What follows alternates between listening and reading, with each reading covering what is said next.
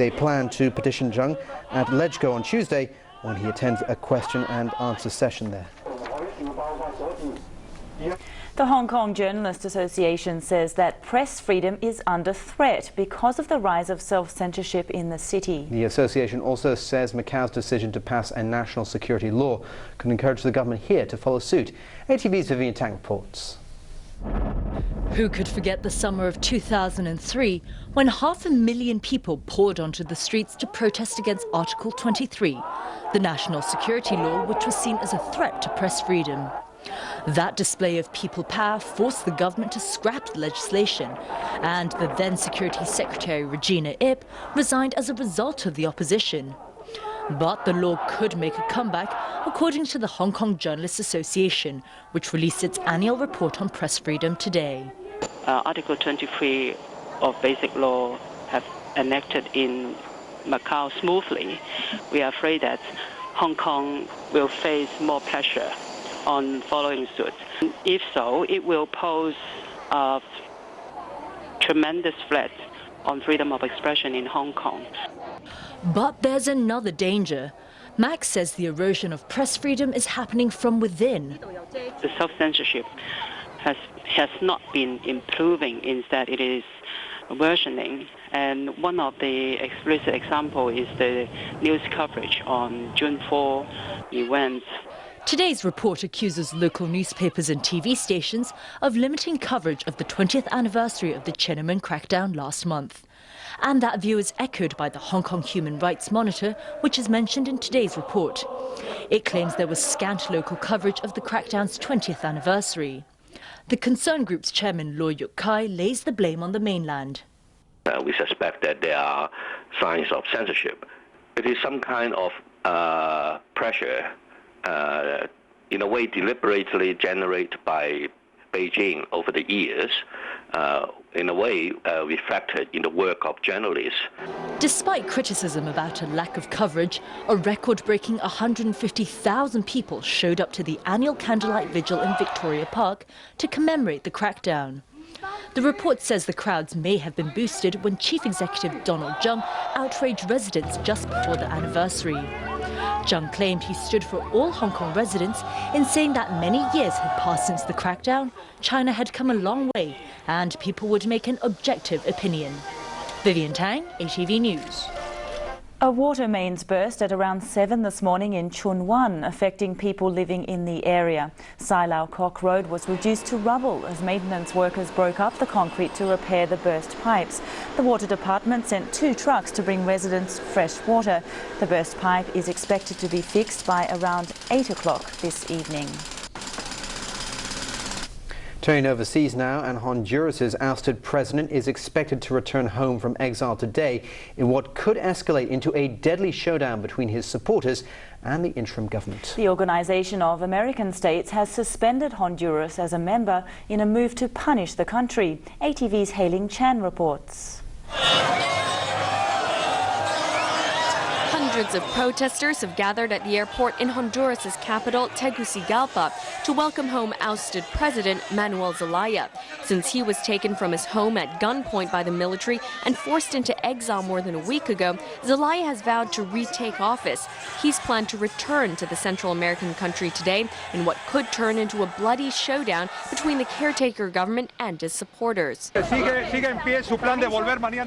ousted leader was in Washington late last night to attend an emergency meeting of the Organization of American States, which was looking to punish Honduras for removing its president. The OAS voted to suspend the country from membership after the caretaker government ignored an ultimatum by the body to restore Zelaya. The resolution was passed with the support of 33 out of 34 members, with 1 abstention, Honduras. The suspension takes effect immediately, although Honduras's caretaker government argues that it's already quit the organization. The OAS insists that's not possible. The position of the OAS and the OAS member states has been that the current regime in Honduras is not recognized as a legitimate government. So only legitimate governments can withdraw from an entity as the OAS. The suspension could see Honduras suffer economic sanctions and a halt in aid and loans to the country. The already poor nation, plagued by drug and gang violence, could be further destabilized. But despite the region-wide rejection of the coup, OAS members urged Zelaya not to return. For the moment, the time is not right for the return of President Zelaya to Honduras, that it is far from clear that current conditions could guarantee his safety upon return. Honduras's interim government has promised to arrest Zelaya the moment he arrives. For now, though, protesters will continue to lobby for the reinstatement of Zelaya. The ousted president was forced to leave office after months of pushing for a constitutional referendum that would have allowed him to remain in power even after his term ends in January. Honduras's courts and Congress had called his referendum illegal. Hailing Chan, ATV News. And in neighboring Nicaragua, the country's President Daniel Ortega has apologized to his Taiwanese counterpart Ma Ying-jeou for apparently snubbing him during a state visit. When Ma arrived on Friday, Ortega didn't show up. He later failed to host a banquet for the Taiwanese leader, sending his deputy instead. Taiwan then threatened to recall its envoy to Nicaragua, one of 23 countries that officially recognized Taipei, instead of Beijing. Taiwanese newspapers say Ortega was angry at Taipei for ending financial aid to Nicaragua as its ties with Beijing improve. Police in the U.S. state of South Carolina have launched a manhunt for a suspected serial killer responsible for the deaths of 5 people. Investigators believe the killings are related. South Carolina State Police confirmed they had a serial killer on their hands after a 5th person died last night. The latest victim was a 15-year-old girl who was shot last week while helping her father in their family's small furniture and appliance store in the town of Gaffney. Her father also died in last Thursday's attack. An 83-year-old woman and her daughter were shot dead last Wednesday, and a 63-year-old peach farmer was found dead at his home a week ago. Investigators believe the killings are linked as residents stay indoors and watch their step. It'll change how you think about things, like you wouldn't lock your door maybe or something like that. That's a lot of people's keeping their eyes out. Police have released a sketch of the suspect, who they believe is a man in his 40s with salt and pepper hair. He's also said to be driving a silver Ford Explorer. And still to come on ATV's main news tonight, Roger Federer looking to make tennis history in tonight's... 20幾人死亡。記者協會擔心傳媒機構裁員影響新聞質素。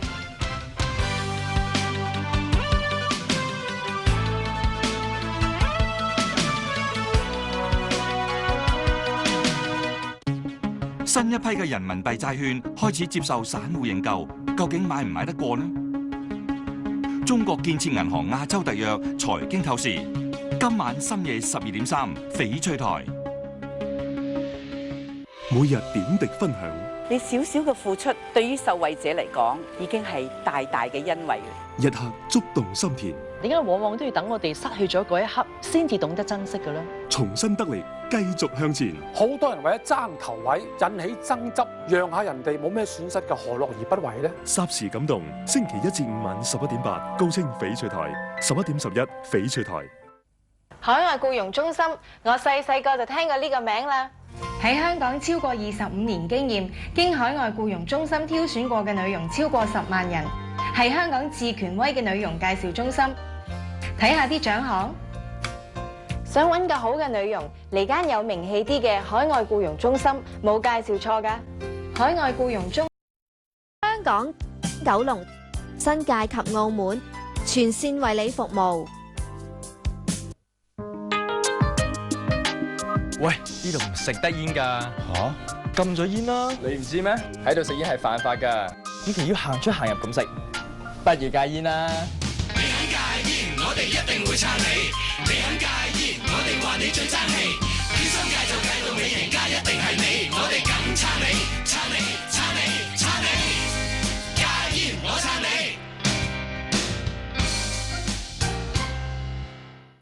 懂得生活，懂得享受，入營一家，睇得又住得。分享友誼，中意結伴同遊，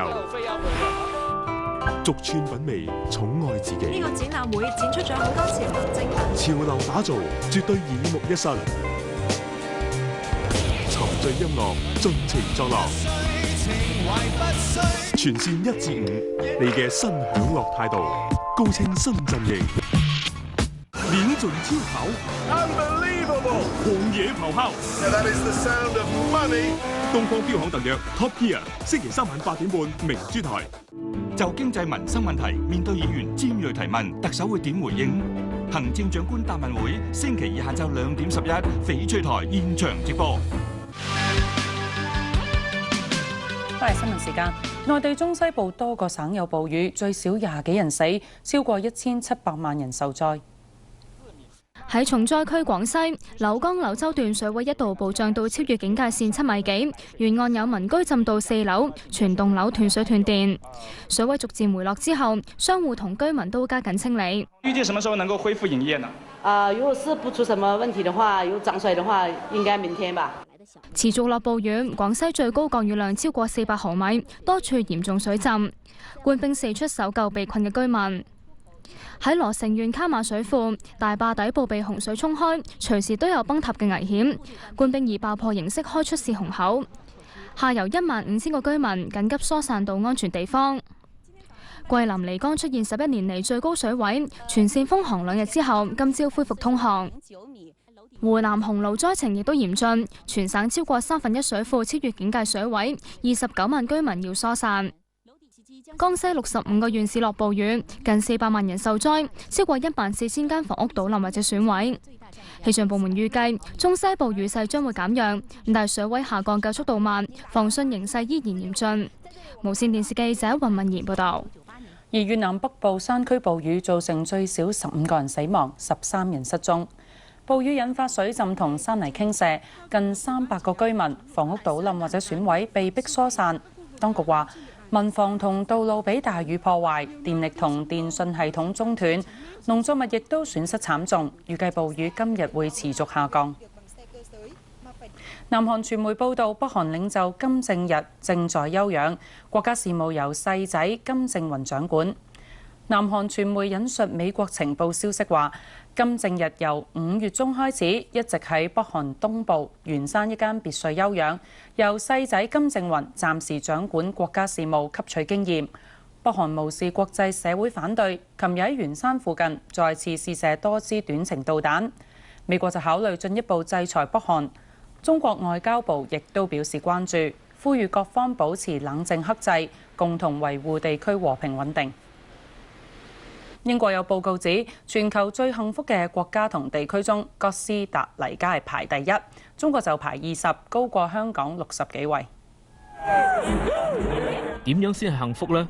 英國一個智庫組織新經濟基金認為可以用幸福指數，包括人民嘅平均壽命、對生活嘅滿意度同對天然資源消耗嘅情況嚟衡量。基金公佈嘅幸福星球報告，排頭10位嘅國家9個都係嚟自拉丁美洲。排第1嘅係人口只有450萬嘅哥斯達黎加，以滿分為10分，哥斯達黎加人民對生活嘅滿意度有8.5分，加上善用天然資源成為第1位。亞洲區只有越南打入頭10名，排第5。中國排名20，高過排名75嘅日本，香港就排84。但基金指中國人民20年前嘅幸福生活指數較依家高。至於美國就喺報告中排114位。基金認為發達國家應該放棄將幸福同經濟數據掛鈎嘅諗法，思考點樣改善人民嘅生活水平，為國民帶嚟可以持續同有意義嘅生活，因為呢啲先至係國民真正需要嘅生活。無線電視記者溫仲賢報導。翻嚟本港，香港記者協會發表言論自由年報，指澳門通過國家安全法對香港政府造成好大壓力。記協嘅年報第一次將個焦點放喺香港以外嘅事務，指澳門喺4個月之內通過國家安全法，為香港定下先例，亦都擔心香港會跟隨。年報認為，一旦香港立法，亦都應該有保障言論自由嘅機制。由一個即將離任嘅人呢去整污糟隻手，所以大家亦都有一個憂慮呢，就係曾蔭權呢會喺佢2012年離任之前呢就完成呢一份即係大家都唔想沾手嘅條例咯。記協又提出，本港喺金融海嘯之下，過去1年傳媒機構裁員大約800人，擔心影響新聞質素。可以喺好短時間之內，即係電光火石之間，能夠有操守咁樣去做新聞嗰啲，你係需要幾年嘅時間去浸或者去訓練。而如果你裁咗呢啲人呢，你未必係咁容易請得返即係有咁嘅水準嘅人喺度啦。佢認為傳媒嘅自我審查日益嚴重。6·4事件20週年，全港18個傳媒當中，只有3至4個傳媒報導有質量。部分人向前線記者示威表達不滿，對傳媒工作者造成直接嘅衝擊。無線電視記者方健儀報導。港台城市論壇討論7·1遊行同政府嘅管治問題。立法會議員詹培忠不滿發言多次被打斷，中途離場，係論壇近30年嚟第一次有嘉賓離場抗議。我點解要嘥時間喺度浪費我嘅精神？對唔住，阿詹培忠嚟啦！詹培忠離場嘅時候呢，俾社民連嘅支持者學倒彩。詹培忠話喺論壇上得唔到公平對待，認為港台唔應該利用公帑達到某啲目的。社民連嘅黃毓民批評詹培忠嘅行動只係為爭取曝光。廣東省中醫院以純中藥醫翻好10幾名人類豬流感病人，並研製漱口同浸腳嘅中藥藥方，俾公眾預防人類豬流感。呢個澳洲病人確診感染人類豬流感，送到廣東省中醫院隔離。從未食過中藥嘅佢，要接受純中藥治療，4日之後就康復出院。The taste was a little bit not so good, but it was pretty good. It was pretty good. Very good. I was surprised that it only took us 2 days and the thing when your fever is my fever is gone.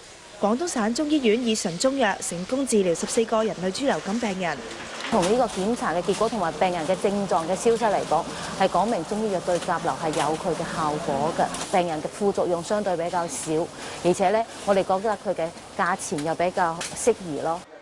佢話院方近來研製咗2道藥方，俾市民預防人類豬流感，包括以中藥啷口，如果喉嚨唔舒服，用乾梅根、土牛膝、桔梗同埋甘草加溫水啷口。